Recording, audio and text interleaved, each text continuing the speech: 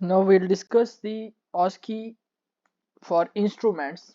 So this is the first instrument I am taking, and this is lumbar puncture needle. So we are discussing OSCE. The first instrument is the Alpine needle or spinal needle or lumbar puncture needle. So what is this? This is the complete set of the lumbar puncture needle. This is the needle proper, and this is the stylet for the lumbar puncture needle. Then how will you describe this lumbar puncture needle? You will say that this is a cylinder, malleable, narrow-based needle and consists of the following parts. I will tell you the parts. So this is what this is a slender, malleable, narrow-based needle. This is slender, malleable, narrow narrow bore needle. This is slender, malleable, narrow bore needle, and it consists of the needle proper. It consists of needle proper and the stylet. So it has two parts. It has needle proper and the stylet.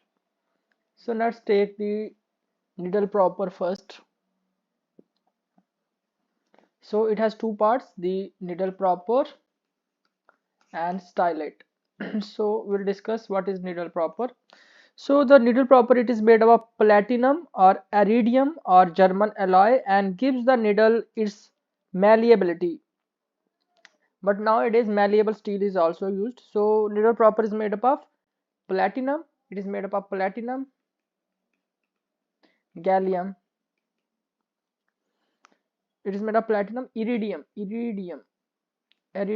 and German alloy. And it gives the needle its malleability. The needle is round, cylinder and cannulated with a short bevel tip. So it is round, cylinder, cannulated with a short beveled tip. So it is having the it is more of a round cylinder, cannulated and with a short bevel tip, and the usual length of Alpine needle is 8 centimeter. So usual length is 8 centimeter. The base of the needle fits with the knob. The base of the needle. So this is the base of the needle. The base of the needle fits with the knob. The base of the needle fits with the knob or a projection of the stylet. The base of the needle fits with the knob of the stylet and thus locks the stylet with the needle proper. So what is needle proper? Needle proper, it is made up of, this is needle proper and it is made up of platinum or iridium or German alloy, and it gives the needle its malleability. The needle is round, cylinder, cannulated with a short beveled tip and the usual length is 8 centimeter. The base of the needle fits with the knob. The base of the needle fits with the knob of the stylet and thus locks the stylet with the needle proper. The hole in the base allows the nozzle of the syringe for intrathecal injection. There is a hole at the base through which you can insert the nozzle of the syringe for intrathecal injection. Here you can insert the syringe for intrathecal injections. So this was the needle proper. Now discuss the stylet. Thus it maintains the patency of the needle. So stylet maintains the patency of the needle, that is, it prevents the blockage of the needle proper. The knob or the projection present at its base fits well with the groove present at the base of the needle proper. So it is the knob of the stylet fits well with the groove present at the there is a groove which is present at the needle proper, and thus stylet gets locked with the needle proper. The length of the stylet should be such that it should not protrude through the beveled cutting edge of the needle proper. So its size should be such that it should not protrude out from the beveled cutting edge of the needle proper. Then how the Alpine Needle is sterilized? It is sterilized by immersing the separate parts in concentrated lysol solution or by gamma ray irradiation. So the method of sterilization, they can ask how this is sterilized. It is sterilized in lysol solution or by gamma radiation. So this is important. They can ask how this is sterilized. It is sterilized by lysol solution or by gamma radiation. The needle is made malleable for finer adjustment during manipulation. So this thing you have to remember. So this is about the description of the lumbar puncture needle. Then they can ask what is lumbar puncture. So what is lumbar puncture? They can ask, the examiner can ask what is lumbar puncture. Then you will say it is a maneuver by which a temporary artificial communication is made with the CSF pathway and the exterior at the lumbar region. So basically it is a maneuver. It is a maneuver in which temporary communication is made between the CSF pathway and the exterior at the lumbar region. So it is a maneuver in which temporary communication is created between the CSF and the exterior at the lumbar region. CSF and exterior at lumbar region. So it is a maneuver in which temporary communication is made with the CSF and the exterior at the lumbar region. So this is about the lumbar puncture. What is lumbar puncture? Then they can ask what are the indications. Very important indications of lumbar puncture. What are the indications of lumbar puncture? So you will say there are diagnostic indication and there are therapeutic indication. So there are two types of indication for lumbar puncture. One is diagnostic, another is therapeutic. So what are the condition in which you do the lumbar puncture diagnostically? So you will say we will do it meningitis, whether it is bacterial, viral, fungal or carcinomatous. So you will do it in meningitis. Therapeutically, diagnostically you will do it meningitis for diagnosing meningitis. Then for subarachnoid hemorrhage, especially if CT of the brain is normal, then you can do the for subarachnoid hemorrhage. Then for encephalitis and meningoencephalitis, you will do the lumbar puncture, encephalitis and meningoencephalitis. Then for meningism, you will do the lumbar puncture. Then in cases of unexplained coma, meningism, unexplained coma, you will do where the diagnosis cannot be reached by other investigations. Then in GB syndrome or multiple sclerosis, you will do the lumbar puncture. In GB syndrome, Guillain-Barré syndrome, where you find the albumin cytological dissociation, or you will do in multiple sclerosis where there is rise in gamma globulin. So you will do in Guillain-Barré syndrome or multiple sclerosis. In Guillain-Barré you will find the albumin cytological dissociation, and in multiple sclerosis where you find the isolated rise in gamma globulin. Then you can also do it for staging of the lymphomas. For staging of lymphoma, you will do the lumbar puncture. Then miscellaneous causes include the for finding the pyroxia of unknown origin, unexplained dementia, neurosyphilis, neurosarcoidosis, Behcet syndrome, or neoplastic involvement of the central nervous system. Then Kukenstrid's test is done for the diagnosis of spinal subarachnoid block. Kukenstrid's test for the diagnosis of spinal subarachnoid block. Then for CT myelography, you can do the lumbar puncture. It is done in suspected case of compressive myelopathy to diagnose the level of spinal block. Then for cysternography, then pneumoencephalography done to demonstrate cerebral atrophy. Obsolete now in the presence of CT and MRI. The cysternography or pneumoencephalography is obsolete now. LP is done cautiously in a suspected case of spinal subarachnoid block, that is Forain syndrome, as it may aggravate the neurodeficits.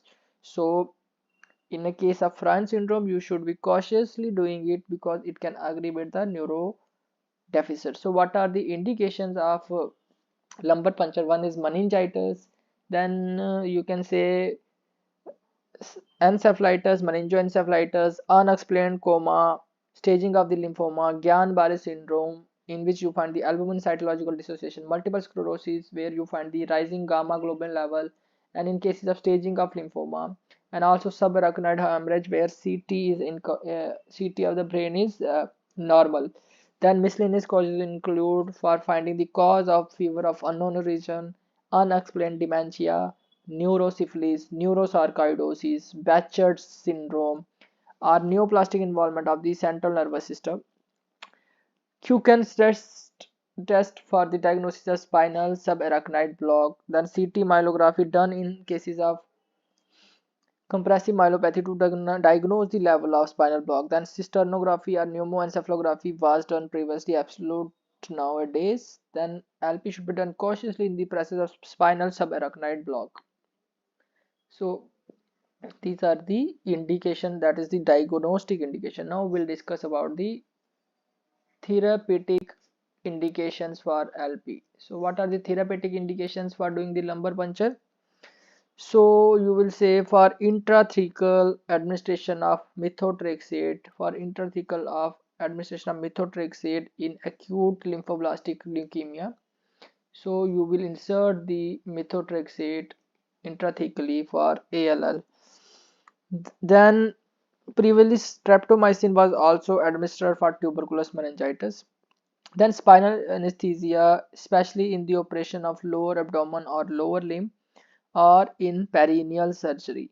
So for giving the spinal anesthesia, you will give the intrathecal administration of the methotrexate. Then as a part of spinal anesthesia, especially the lower limb surgery, perineal surgery, lower abdomen surgery. So as a part of spinal anesthesia, you will do the lumbar puncture. Then to relieve the intracranial tension in normal pressure hydrocephalus, it is risky and not used commonly, or sometimes it is also used in benign intracranial hypotension. So it is done to relieve the intracranial tension in normal pressure hydrocephalus. To relieve the intracranial tension in normal pressure hydrocephalus, it is done, and it is not commonly used for relieving the intracranial tension in NPH. Sometimes it is also used for benign intracranial tension.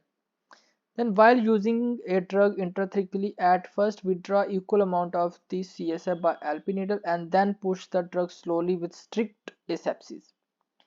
So while inserting, you have to first draw the equal amount of CSF and by the Alpine needle and then push the drug slowly with strict asepsis. LP is not done routinely in cerebrovascular accidents patient except in case of subarachnoid hemorrhage.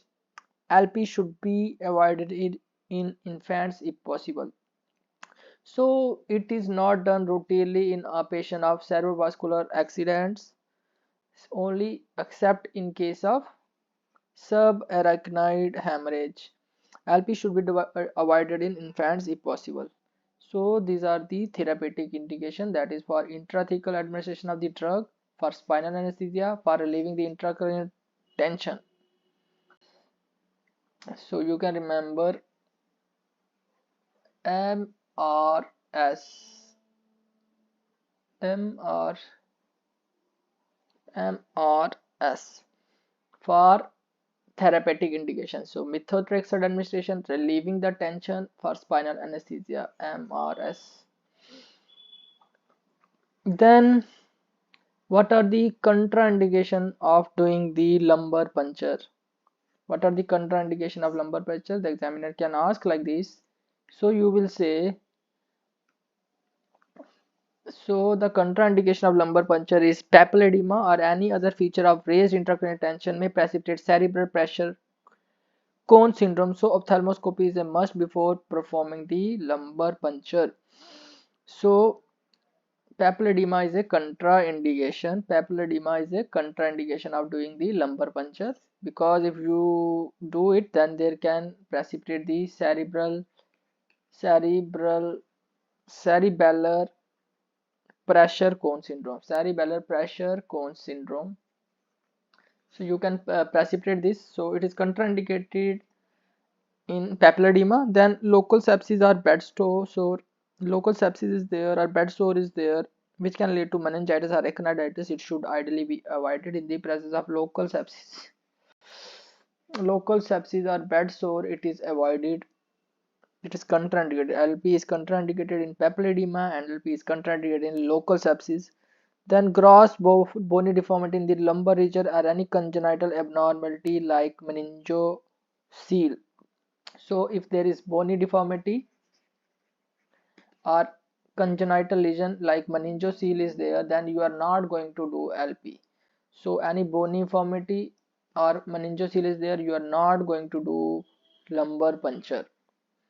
Then another contraindication to lumbar puncture is the restless patient, non-cooperative patient, very low journal condition, bleeding diathesis, suspected spinal cord compression or suspected posterior fossa tumor, you are not going to do. So if the patient is restless and if the patient is non-cooperative, restless, low journal condition, bleeding diathesis, suspected spinal cord compression, suspected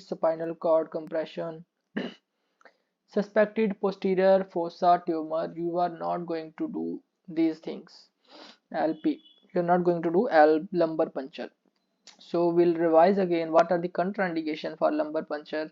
The various contraindication includes the papilledema, local sepsis, bony deformity or congenital meningocele, restless patient, non-cooperative patient, then low journal condition, then bleeding diathesis, then spinal cord compression,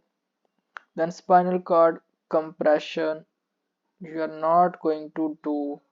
Then if there is a suspected posterior fossa tumor, you are not going to do the lumbar puncture.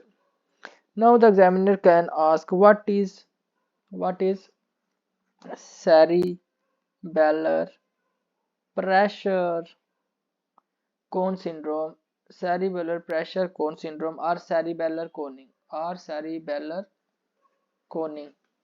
cerebellar pressure cone syndrome or cerebral coning. What is it? The examiner can ask what is cerebral pressure cone syndrome, what is cerebral coning. Then you will say it is the tentorial herniation or the tonsillar herniation leading to sudden death due to compression of the vital centers as a result of descent of the cerebral tonsil. So what is cerebral pressure cone syndrome? It is the tentorial herniation. It is the tentorial herniation or tonsillar herniation that can lead to the death, sudden death. So what is the cerebral pressure cone syndrome? So you will say it is the tentorial herniation or tonsillar herniation that can lead to the sudden death due to compression of the vital center as a result of descent of the cerebral tonsils. The syndrome develops if the lumbar puncture is done in the presence of raised intracranial tension, for example, brain tumor. The patient suddenly becomes drowsy with positive neck stiffness and dilated pupil, giant stroke respiration, irregular slow respiration, decorticate posturing, bilateral Babinski sign, apnea, bradycardia, coma, and death may supervene. So what happens if the patient is having tumor and you done the LP in that patient?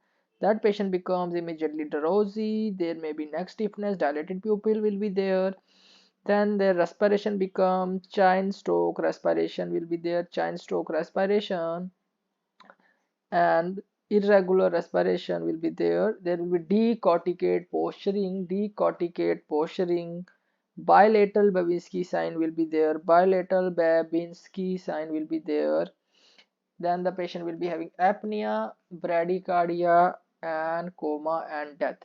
So what is the cerebral pressure cone syndrome? You will say it is basically the tonsillar herniation or tentorial herniation that compresses the vital centers of the brain that can lead to the sudden death, and it will be manifested as decorticate posturing, giant stroke breathing, apnea, coma, and death. There is bilateral Babinski will be there in the presence of cerebral cone syndrome, And you will have to know that there occurs the decorticate posturing. The patient becomes drowsy with neck stiffness and dilated pupil. Then the examiner can ask, how will you prepare the lumbar puncture tray? Prepares the lumbar puncture tray. Then you will, what things you are going to put in the lumbar puncture tray? You will put the spirit, iodine, sterile gown, gloves for antiseptic purpose. First of all, you will put the spirit, iodine, gowns gowns and gloves for aseptic purpose. Then you will put 2% lignocaine. You will put 2% lignocaine as local anesthetic. Then you will put the Alpine needle with stylate in it. You will put Alpine needle with stylate in it. Then you will put the sterile plain glass tubes, at least 3 plain glass tubes you will put. Then you will take the 2 ml glass syringe with the needle. 2 ml glass syringe 2 ml glass syringe with the needle for local anesthesia. And you will also put the sterile gauze and gauze holding forceps.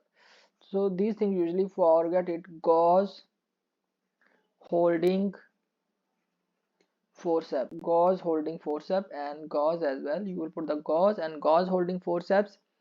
Benzoin solution with cotton and leucoplast. Lastly, leucoplast. So this is the way you prepare the lumbar puncture needle. You will put the spirit, iodine. You will put the spirit and iodine. You will put the spirit, iodine, gloves and sterile gowns, 2% lignocaine for local anesthesia, Alpine needle with stylate, 3 plain glass tubes, 2 ml glass syringe with needle for local anesthesia, gauze holding forceps, benzoyl solution with cotton, and leucoplast. Now the examiner can ask how you perform this procedure, how to perform the lumbar puncture procedure. So examiner can ask, perform lumbar puncture. So what are the steps you are going to take? So I will narrate the steps which you are going to take for lumbar puncture. You will say the patient should first explain the procedure to obtain the full cooperation. First of all, you will explain the procedure. Then lumbar puncture is best done when the patient is kept in one lateral position, right or left, at the edge of the bed with knees drawn up against the abdomen and head flexed. Actually, an assistant helps in approximating the chin of the patient with his knees. So first you explain the consent, then you will maintain the lateral position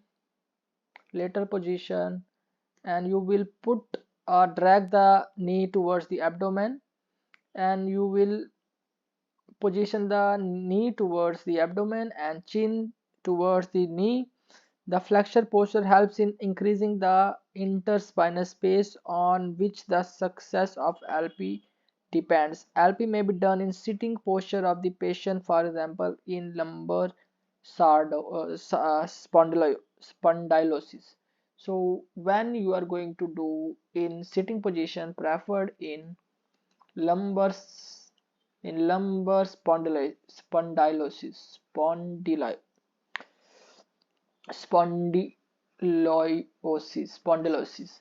So sitting position is preferred in lumbar spondylosis. Otherwise, lateral position is preferred, where you will drag the patient to the edge of the bed with his knees drawn up against the abdomen and head is flexed. Actually, an assistant helps in approximating the chin of the patient with the knees. The flexion portion helps in increasing the intraspinous.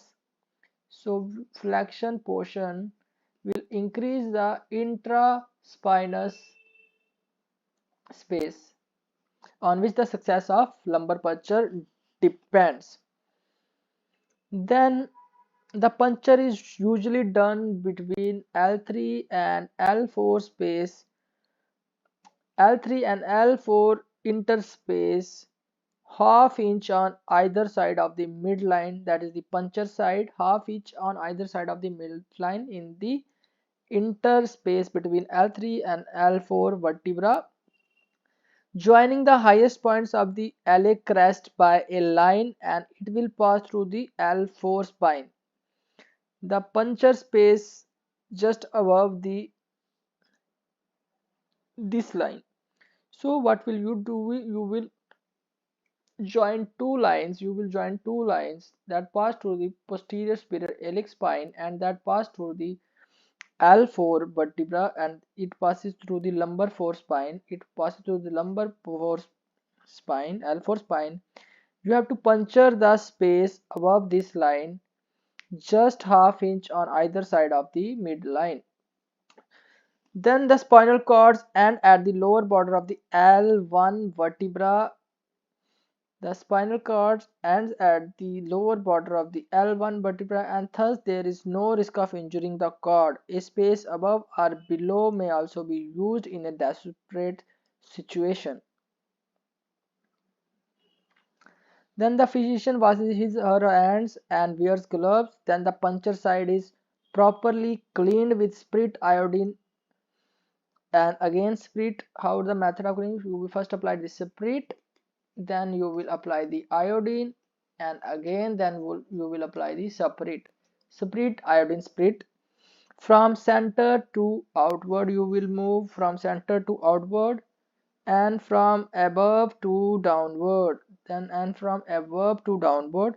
The site is now infiltrated with 2% lignocaine. Then you have to infiltrate the site with 2% lignocaine. Now reconfirm the puncture site by keeping the beveled end upwards.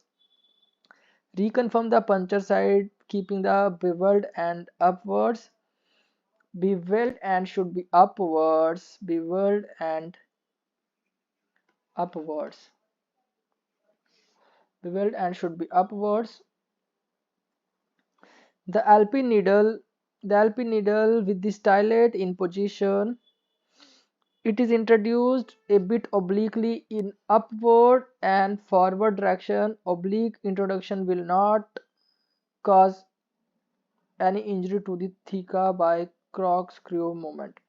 It is introduced a bit obliquely in upward and forward direction by corkscrew movement. It is introduced in forward and upward direction in corkscrew movement. So what was the direction and how are you going to introduce? You are going to introduce obliquely, and what is the direction? It will be upward and forward direction,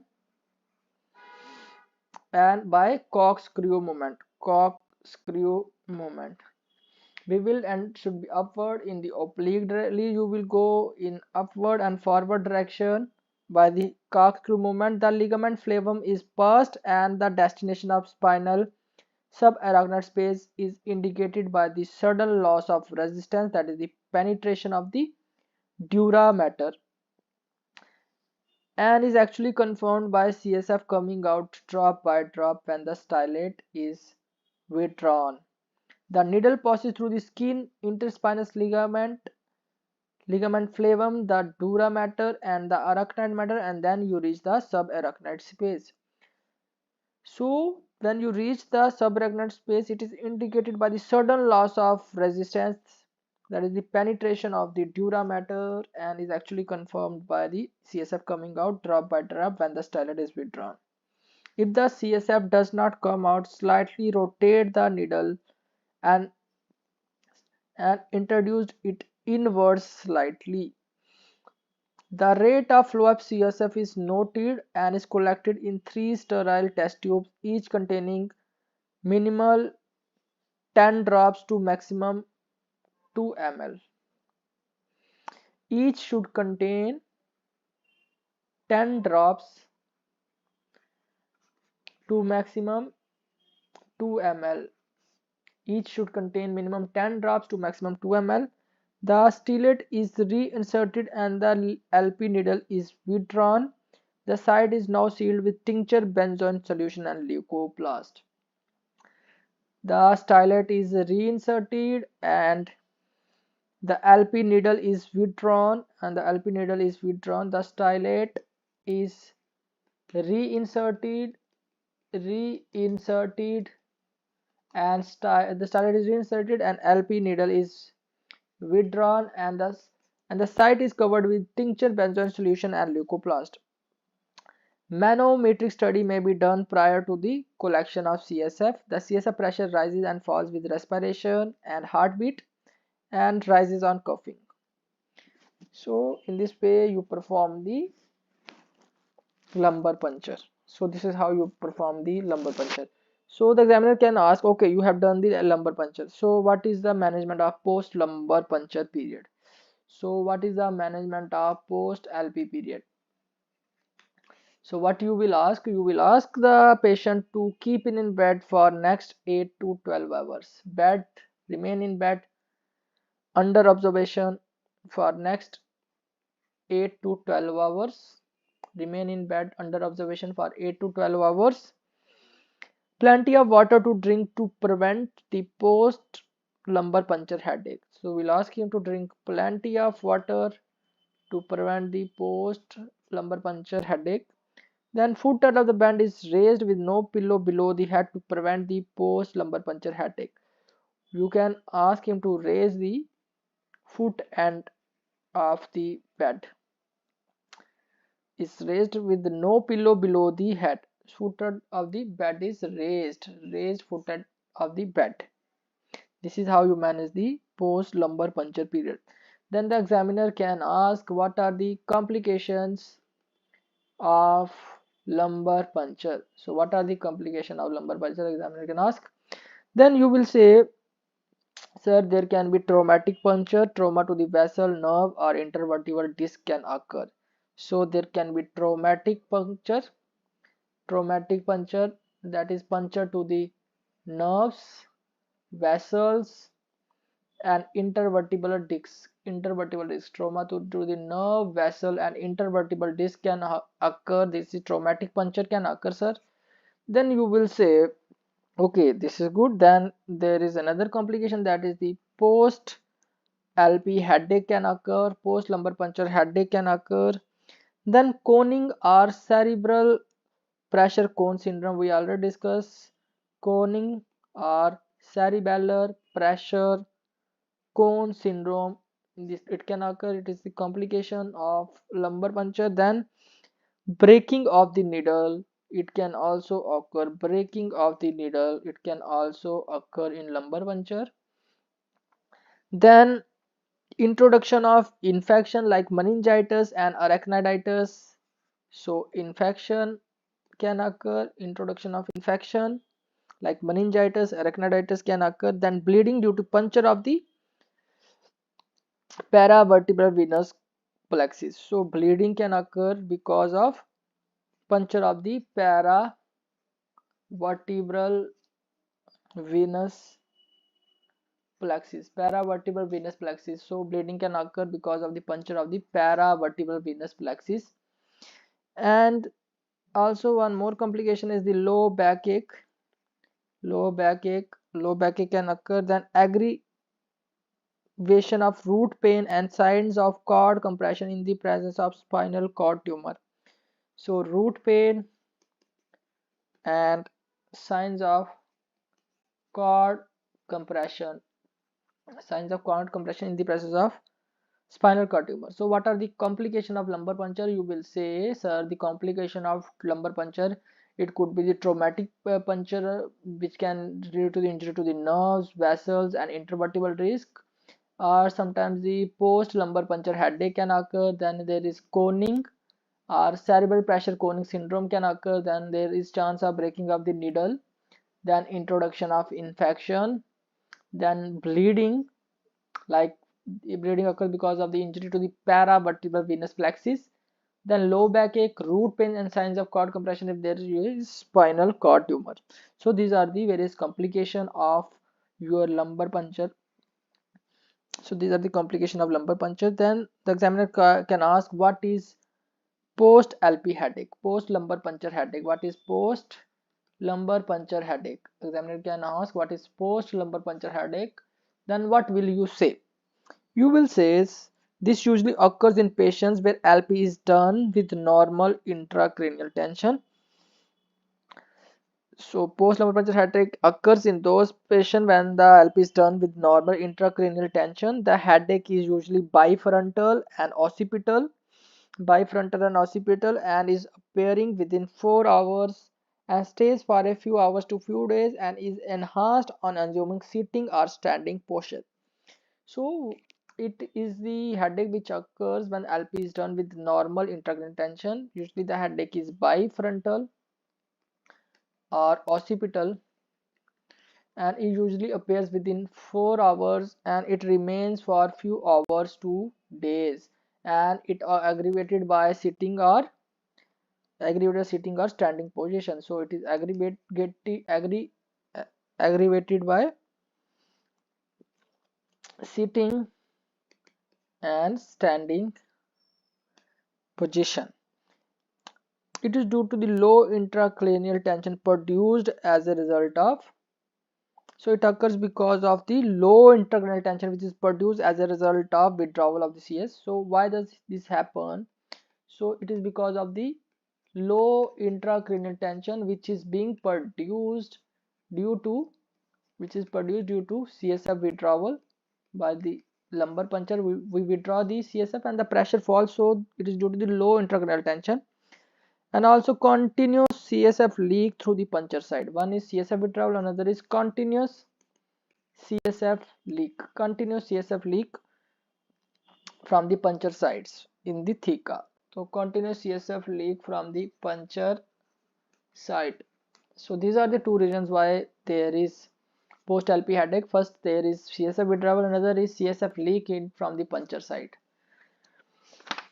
Then other reasons can also, we will search for that. Low tension exerts traction on the meningeal blood vessels which are pain sensitive and results in headache. The headache may be avoided by adopting these preventive measures. Basically what happens when the CSF is reduced, when the CSF is leak is there is creating a low intracranial tension, and that low tension causes the traction on the meningeal blood vessels which are pain sensitive, and that results in headache. And how you will prevent this headache? So for prevention of LP headache, they can ask sometime, how will you prevent the lumbar puncture headache? So you will say, sir, using a narrow bore needle. First is use narrow bore needle. Use the narrow bore needle, then not withdrawing more than 10 ml. Not withdrawing more than 10 ml.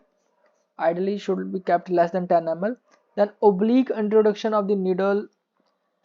Transverse introduction divides or tears the fibers of the dura and ligamentum flavum, but oblique introduction separates the fiber, and thus chance of CSF leak is less if the needle is introduced obliquely. So oblique introduction of needle can prevent the CSF leak, because if you introduce the Alpine needle transversely, it will divide the fibers and tears the fibers of the dura and the ligamentum flavum, but oblique introduction does not do that, and thus if oblique introduction is done, there is chance of CSF leak is less if the needle is introduced obliquely. Then slow withdrawal of, first was using the narrow bore needle, second not drawing more than 10 ml, third you can prevent by oblique introduction of LP needle. Then another is slow withdrawal of CSF. Slow withdrawal of CSF can prevent the post lumbar puncture headache. Then the patient should be kept lying flat in bed for 8 to 24 hours with foot end of the bed is raised. Putting the patient in prone position may relieve headache also.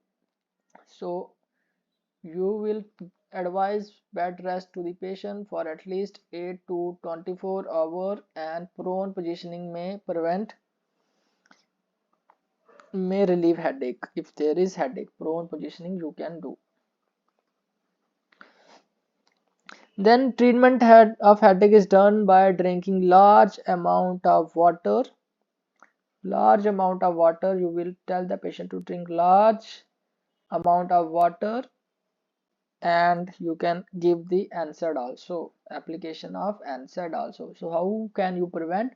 Either you use the narrow bore needle and you should not withdraw more than 10 ml.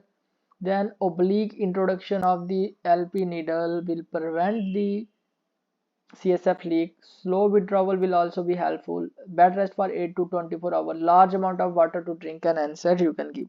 Prolonged headache is recently being treated by autologous intrathecal blood patch, that is by injecting 20 ml of the patient's venous blood into the CSF.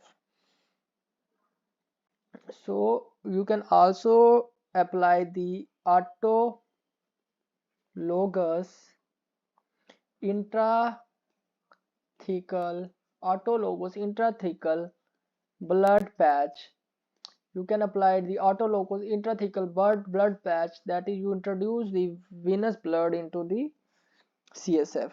20 ml patients with venous blood into the CSF. 20 ml patients venous blood introduced into the CSF. So this is autologous intrathecal blood patch. Autologous intrathecal blood patch. This is being tried recently.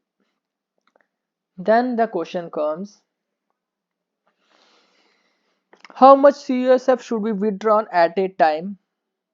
The examiner can ask how much you can draw CSF at a time.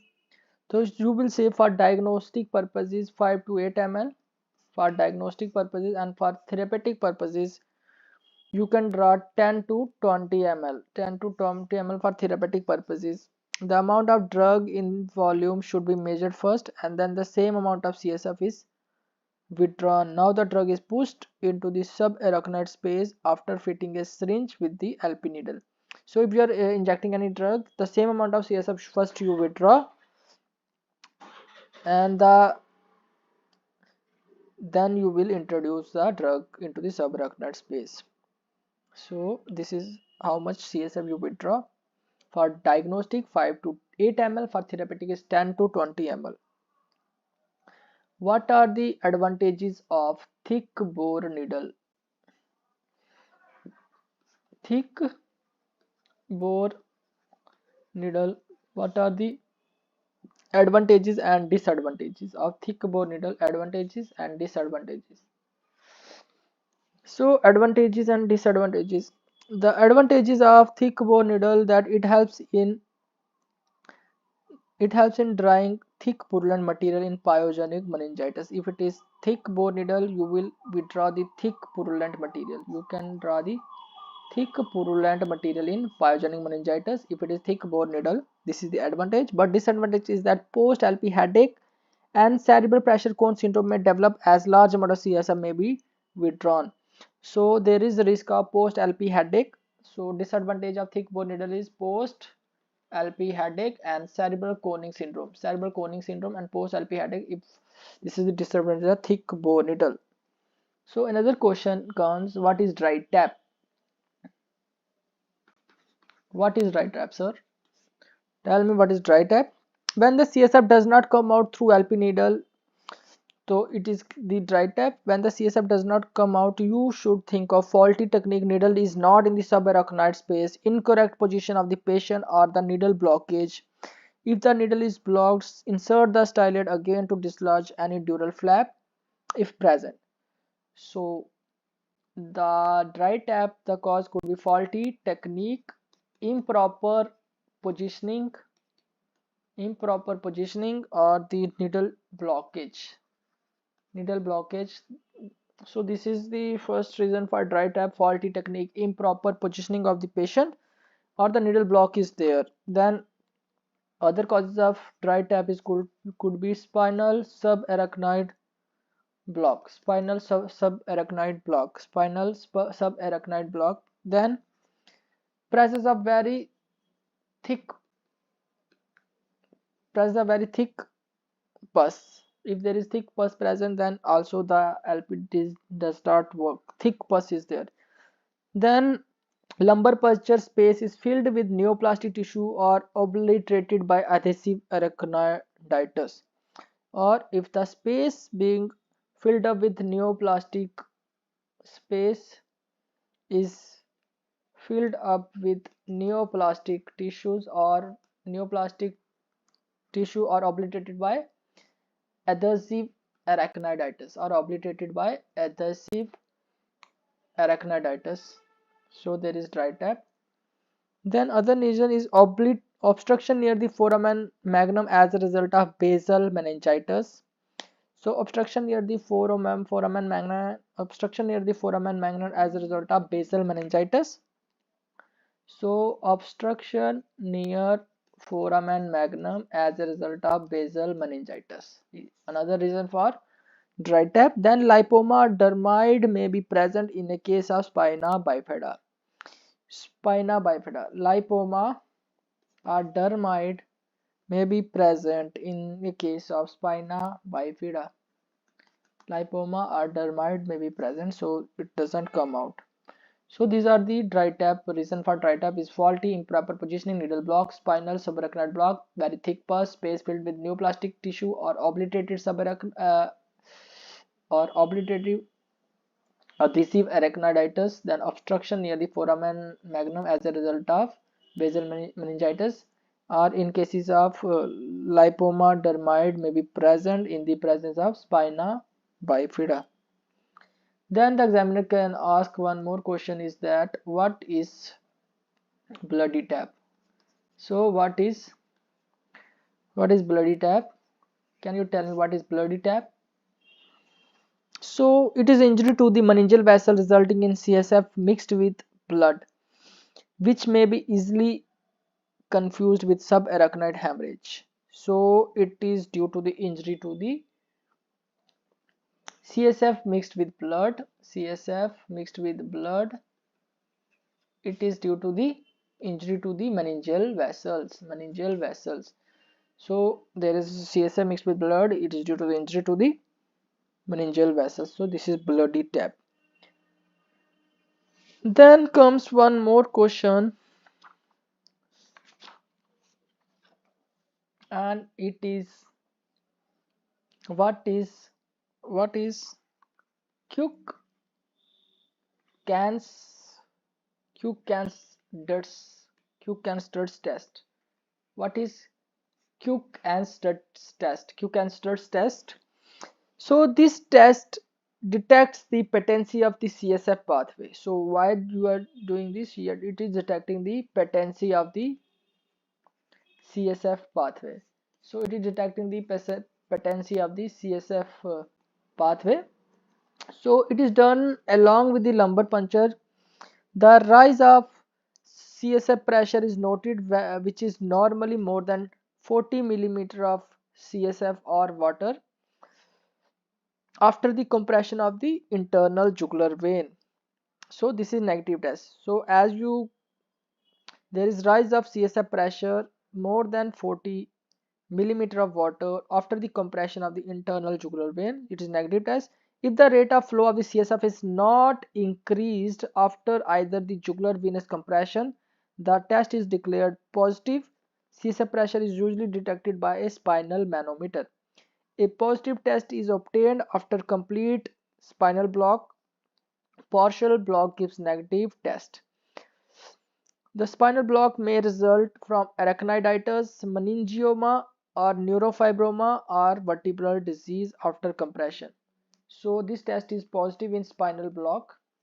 So what happens? You will apply the pressure on the internal jugular vein. Ideally, there should be rise of CSF pressure by more than 40 millimeter of water. If the pressure fails to rise, it means some block is there, and it is spinal block. And you should know what can be the possible causes for spinal block. It could be due to the arachniditis, and it could be due to the meningioma. Then it could be due to the neurofibroma or vertebral disease with compression. Vertebral disease with compression. So these are the causes of spinal block: arachniditis, meningioma, neurofibroma, vertebral disease with compression. So these are the causes of spinal block. If the CSF pressure rises after compression of one internal jugular vein but not the other, it is known as positive Tobbe air test and is found in lateral sinus thrombosis. So positive Tobbe year test, it is found in lateral sinus thrombosis. So if this is positive, that means it is compression of one of the internal jugular vein but not the other jugular vein, may not cause the rise of the pressure, may cause the rise of pressure of one jugular vein but not the other. So it is known as the positive Tobbe-Ayer test. Then compression of the internal jugular vein results in congestion of the cerebral veins and rise in the venous pressure, which leads to the increased pressure in the CSF. So what happens as you compress the internal jugular vein, it results in congestion of the cerebral veins and the rise in the venous pressure, which leads to the increased pressure in the CSF. So besides this, what are the other uses of LP needle? What are the other uses of LP needle? LP needle, other uses other than LP, you will say it is used for cisternal puncture. Cisternal puncture used during myelography to delineate the upper limit of spinal subarachnoid block. So cisternal puncture, it is used for cisternal puncture. Then it is also used for splenoportal venography to diagnose the portal hypotension. It is also used in splenoportal venography to diagnose the portal hypertension. Splenoportal venography, it is also used, and it is also used for paracentesis thoracis and paracentesis abdominis. Paracentesis thoracis and paracentesis abdominis, these are the other uses of lumbar puncture needle. Then we'll discuss about the CSF dynamics and their details. Now we'll discuss about the CSF dynamics.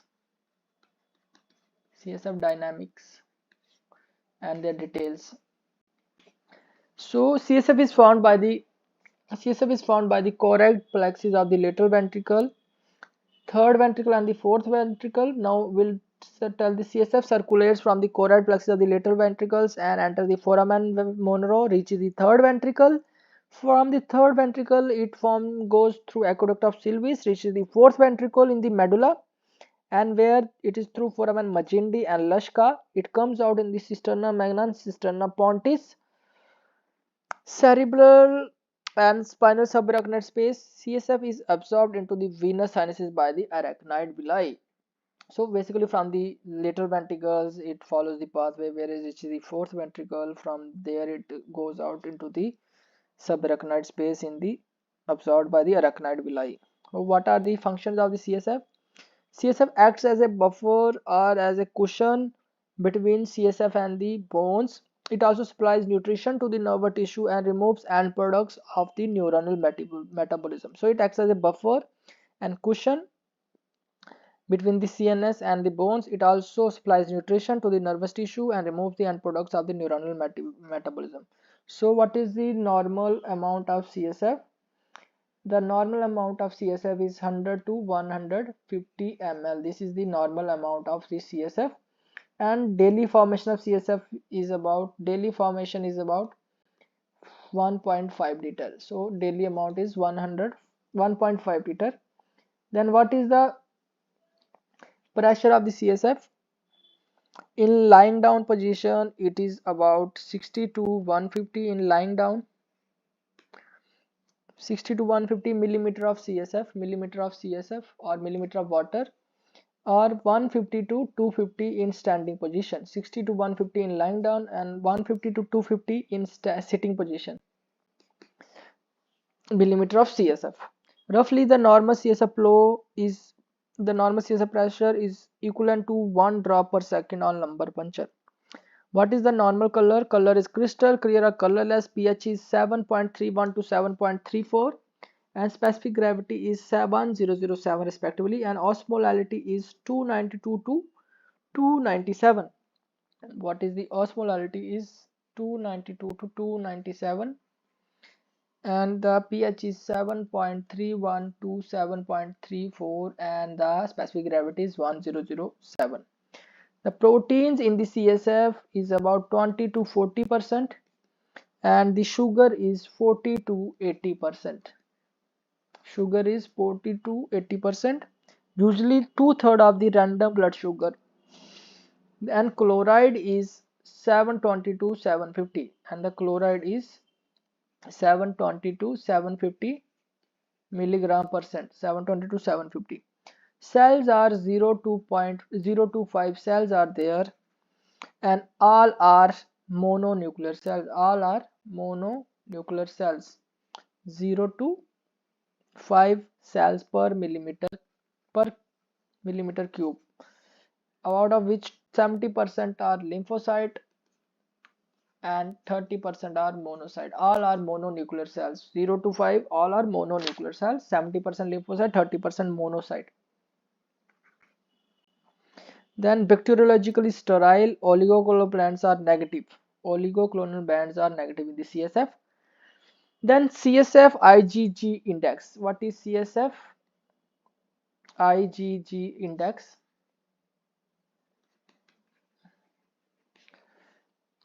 Its normal value is less than 0.65. 0.65. It is the ratio of IgG to albumin. It is the ratio of IgG to albumin in the CSF. It is the ratio of the IgG to albumin in the CSF divided by the same ratio in the, it is in the CSF divided by the same ratio in serum. Ratio of IgG to albumin in the CSF divided by the same ratio of IgG to albumin in the serum. Though the total CSF protein is usually normal or slightly elevated, the CSF IgG index is increased in multiple sclerosis where the abnormal CSF IgG may be oligoclonal. So what is its significance? This index is increased in multiple sclerosis. IgG index, CSF IgG index, as IgG is increased in multiple sclerosis. Then what is CSF ammonia level? It is about CSF ammonia level is about 25 to 80 microgram per deciliter, 25 to 80 microgram per deciliter, and it is increased in hepatic encephalopathy. It is increased in hepatic encephalopathy. Then what are the causes of traumatic TAP and non-traumatic TAP? So what are the differences of traumatic TAP and non-traumatic TAP? So the difference is, first tube is bright red and next two tubes are faintly red. If it is traumatic, the first tube is bright red, the next tubes are faintly red, The first tube is bright red, next tubes are faintly red. But is non-traumatic, it is uniformly red. Non-traumatic is example of subarachnoid hemorrhage. So basically it is not TAP, it is traumatic hemorrhage and non-traumatic hemorrhage. We are discussing about traumatic hemorrhage and non-traumatic hemorrhage. Traumatic hemorrhage and non-traumatic hemorrhage. So if it is traumatic hemorrhage, the first blood is always bright red, then the subsequent tube would have the faint red color. While if it is non-traumatic hemorrhage, it is uniformly red. Then supernatant fluid after centrifugation or on prolonged standing is clear. If it is a traumatic hemorrhage, it is always be clear. Supernatant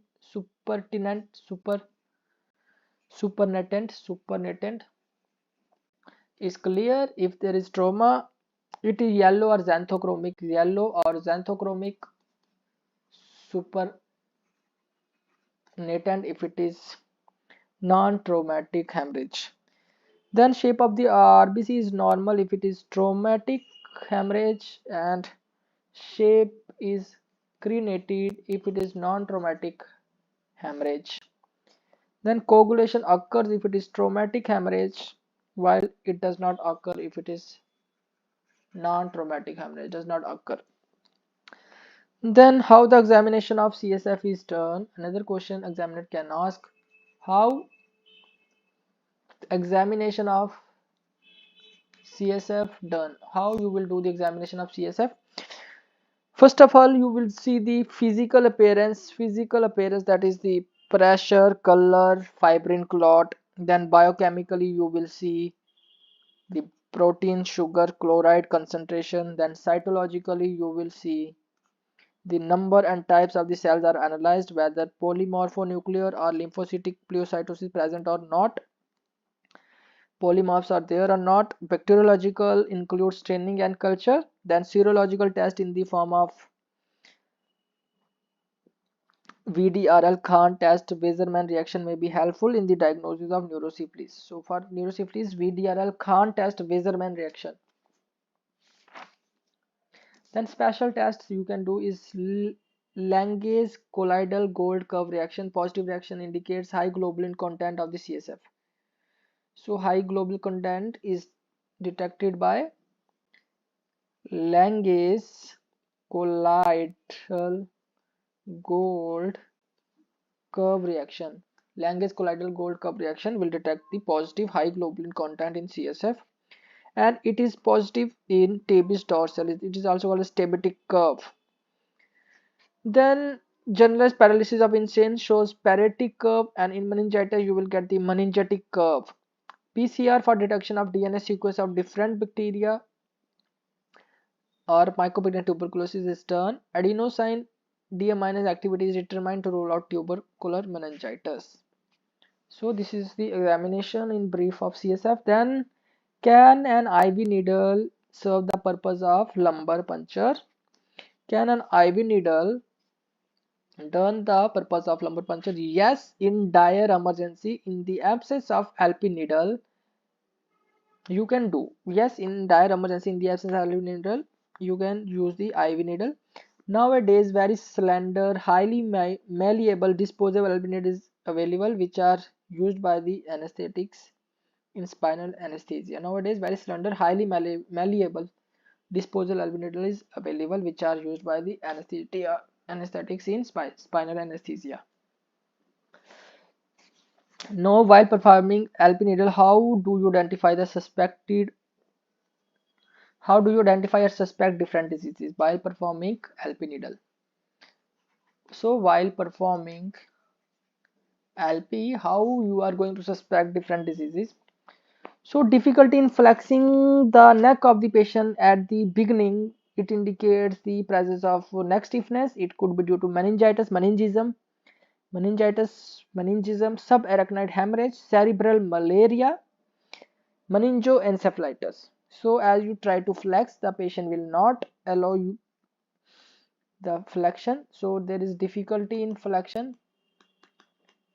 Will points towards the neck stiffness, and you should be knowing that neck stiffness can occur in various conditions like meningitis, meningism, subarachnoid hemorrhage, meningoencephalitis. All those conditions can be diagnosed. Then if the patient is unconscious, then while performing Alpine needle, you came to know that it could be meningoencephalitis, it could be cerebral malaria, it could be meningitis, meningism, subarachnoid hemorrhage.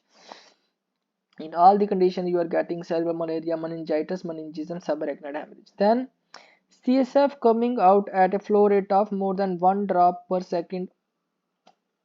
That means if the CSF is coming out at a rate of more than 1 drop per second, then it indicates the raised ICT, raised intercurrent pressure. The low CSF pressure is found in bad needle placement, partial spinal block, severe dehydration, and after repeated lumbar puncture.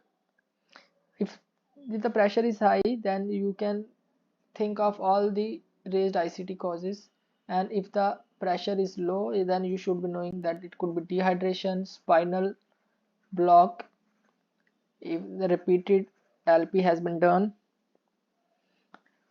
then placement is improper needle placement is there. Then if pressure is low, if pressure is high, all the causes of raised ICT you came to know. Then depending upon the color of the CSF, you can say if it is clear, it is normal, or sometimes in tuberculosis. So the color, now we'll discuss the color. Depending on the color, you can diagnose various diseases. So If the color is clear, it could either be normal, or it could be tuberculosis, or it could be viral meningitis or meningism. Then if the color is turbid, you should suspect pyogenic meningitis. Turbid is pyogenic. Turbid is pyogenic meningitis due to high leukocyte count. High leukocyte count. Rarely in carcinomatosis, meningitis, and subarachnoid hemorrhage. So turbid, pyogenic, and rarely in subarachnoid hemorrhage and carcinomatous meningitis. You get the turbid CSF. Then straw color TSF. So if it is straw colored, it is tuberculous. If it is straw color, it is tuberculous. Then if it is hemorrhagic, then it is subarachnoid hemorrhage, trauma, extensive cerebral hemorrhage, hemorrhagic encephalitis, bleeding diathesis. So if hemorrhagic color is coming out, you should think of subarachnoid hemorrhage, trauma, extensive cerebral hemorrhage, hemorrhagic encephalitis, bleeding diathesis. Then for Xanthogromia, you have to see the chart on Xanthogromia. Then coagulum on standing. Coagulum on standing. If there occurs the formation of coagulum on standing, then it could be cobweb coagulum formed after a few hours. It is seen in, it could be coagulum on standing, could be cobweb, or it could be big coagulum. It could be big coagulum, or it could be cobweb. Coagulum are of two types. It could be cobweb or big coagulum. So big coagulum forms immediately. And cobweb forms after few hours. The big coagulum which forms immediately, it is seen in spinal subarachnoid block and GB syndrome. And coagulum formation is seen in tuberculosis, acute polio, and neurosyphilis. So these are the cobweb problem. Not only tuberculosis, acute anterior polio, neurosyphilis are other causes of cobweb coagulum, which is formed after a few hours. Whereas immediately formation of big coagulum, you should think of spinal subarachnoid block or Guillain-Barré syndrome. Manometry is done. Kuhn-Dix test positive in complete spinal cord block, spinal subarachnoid block. Now we'll discuss briefly about various CSF examinations. This is your pyogenic, this is tubercular, this is viral, this is carcinomatosis, subarachnoid, meningism, and here you add somewhere Xanthogromia. So if it is pyogenic, the pressure will be high. If it is tuberculous, pressure again will be high. If it is viral, pressure will be high. If it is carcinomatosis, pressure will be high. If it is subarachnoid, pressure will be high. If it is meningism, pressure will be high. If it is Xanthogromia, the pressure will be low. In Xanthogromia, low or nil. Then first we'll discuss Xanthogromia. Pressure will be low, color will be xanthochromic or yellow color. The color will be yellow color. Then there is a formation of big coagulum. Big coagulum will be formed in Xanthogromia. Big coagulum. Then the cells are all mononuclear. Protein will be increased. Then sugar and chloride will be normal. Kuhn-Dix test will be positive. Kuhn-Dix test will be positive. and culture will be sterile. So this is about the Xanthogramia. Then about the pyogenic meningitis, it will be turbid.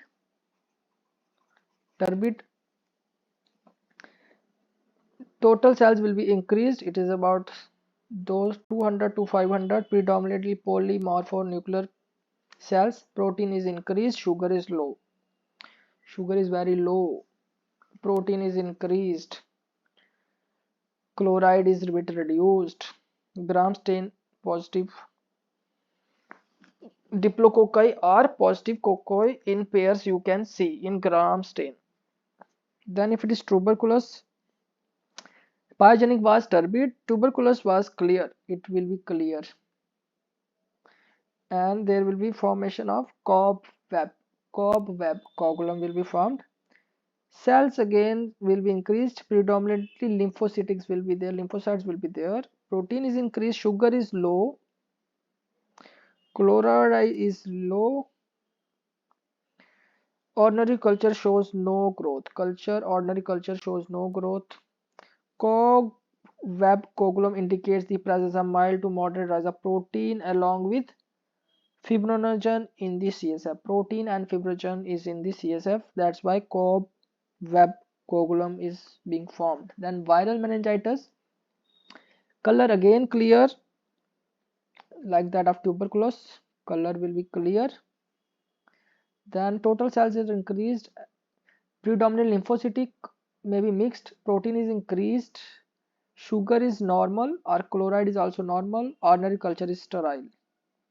Then carcinomatosis, the color is clear or hemorrhagic or clear. Total cells is increased, protein is increased, sugar normal, chloride normal. Then subarachnoid hemorrhage, there will be blood stained or turbid or xanthochromic color. Plenty of RBCs, few are crenated, protein are raised, sugar, chloride normal. On centrifugation, supernet fluid is yellow supernet fluid. Culture shows no growth. Then for in traumatic hemorrhage, CSF pressure remains normal and CSF protein is not too high. Then for meningism, pressure will be high, color will be clear, sugar, protein, chloride all within normal limit if it is meningism. Protein, sugar, chloride all within the normal limit if it is gram stain, nothing to be detected. Culture is sterile, everything is normal except pressure is raised, that is your meningism. This is a chart of complete subarachnoid block with then PCR is helpful in the diagnosis of some cases of meningitis. Though cryptococcal antigen test is very sensitive, the Indian ink test is still valuable in diagnosis of meningitis caused by Cryptococcus neoformans.